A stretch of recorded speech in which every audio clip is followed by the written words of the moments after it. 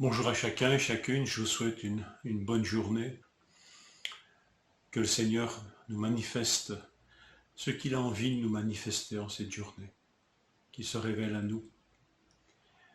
Béni soit-il pour ses projets et ses desseins à notre égard. Jean 17, verset 26.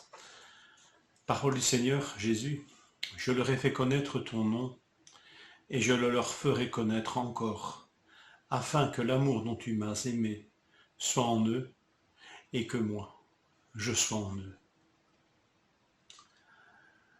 Tout n'est pas fini.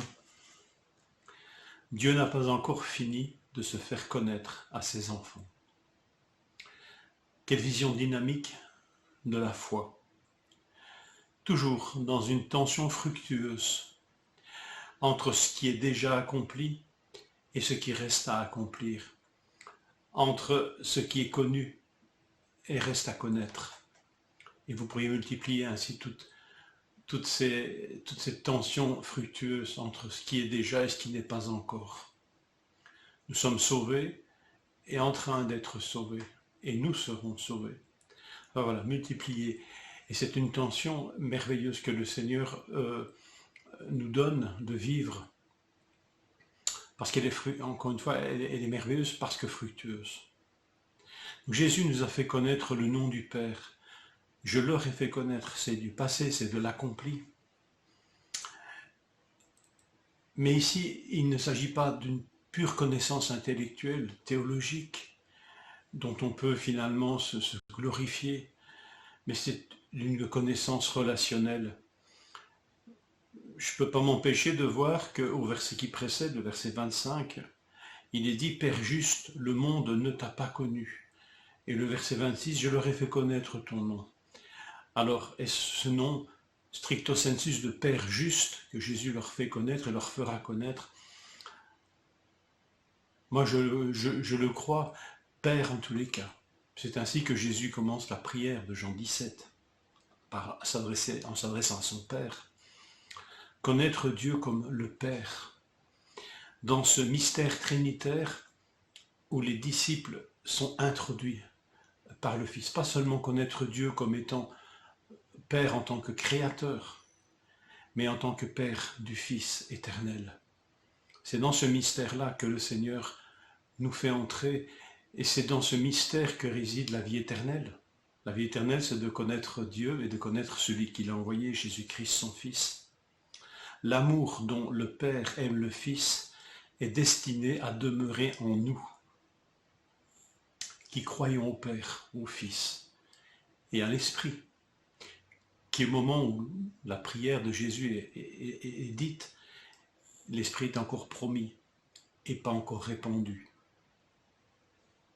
Nous n'avons pas encore fini de nous émerveiller, d'être bouleversés, d'être édifiés d'une telle connaissance. Cette connaissance est donnée et est encore à donner. Et elle a pour vocation de nous faire croître dans cet amour éternel qui unit le Père au Fils, jusqu'au point où cet amour est en nous, soit en nous. C'est déjà le cas, et ça va l'être de plus en plus. Ce qui n'est pas encore ne discrédite pas ce qui a déjà été donné, mais nous sommes dans une dynamique. Mystère aussi vaste que l'univers, que cet amour entre le Père et le Fils et l'Esprit Saint. Mystère aussi vaste que l'univers, aussi large et profond que les océans, aussi long que les siècles, aussi haut que les plus hautes montagnes, pour nous ramener à des dimensions palpables, concevables pour nous. Mais tout cela n'est encore qu'une illustration de cette largeur, cette profondeur, cette longueur et cette hauteur de l'amour de Dieu. C'est à ces dimensions c'est devant ces dimensions de l'amour de Christ que Paul saisit d'admiration, d'adoration, à genoux, formule cette prière et conclut cette prière où la nourrit de cette expression. Éphésiens 3,18, vous serez ainsi à même de comprendre, avec tous ceux qui appartiennent à Dieu, combien l'amour du Christ est large, long, haut ou élevé et profond.